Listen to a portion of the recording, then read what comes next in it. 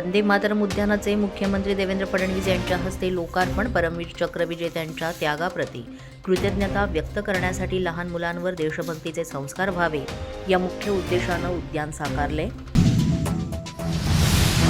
राष्ट्रवादी काँग्रेसचे आमदार राजकुमार बोडलेचे विधानसभा अध्यक्षांना पत्र. मागासवर्गीय समाजाच्या प्रश्नांना सभागृहाच्या कामकाजात स्थान न देण्याबाबत पत्रात खंत.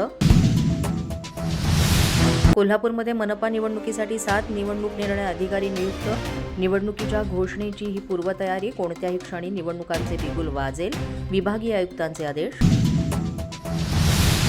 महापालिका निवडणुकीच्या तोंडावर अकोल्यात ठाकरेंच्या शिवसेनेला खिंडार. ठाकरेंच्या शिवसेनेच्या नगरसेवक आणि पदाधिकाऱ्यांचा शिवसेनेत प्रवेश. वाशिम नगर परिषद निवडणुकीच्या पार्श्वभूमीवर भाजपची कठोर कारवाई. पक्षशिस्त मांडणाऱ्या 16 बंडखोरांचे निलंबन.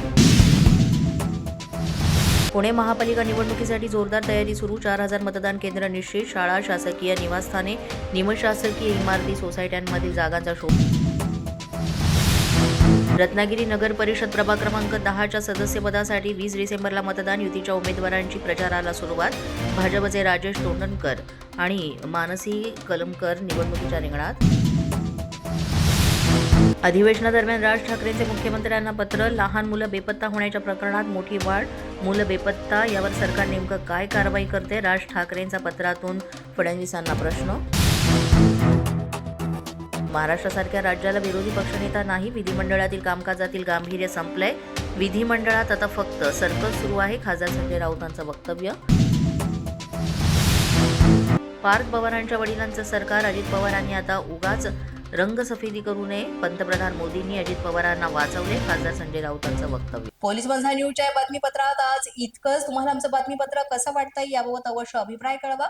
यासाठी पोलीस माझा न्यूजचं युट्यूब चॅनल सबस्क्राईब करा. तसंच आमचं फेसबुक, इंस्टाग्राम आणि ट्विटर अकाउंट फॉलो करा. अधिक माहितीसाठी आमच्या www.policemazhanews.com या वेबसाईटला भेट द्या. आमचे अधिकृत प्रतिनिधी व्हायचं असेल तर स्क्रीनवर दिलेल्या क्रमांकांवर आजच संपर्क साधा. आजच्या बातमीपत्रात इतकंच. पुन्हा भेटूया पुढील बातमीपत्रात. तोपर्यंत पाहत रहा पोलीस माझा न्यूज.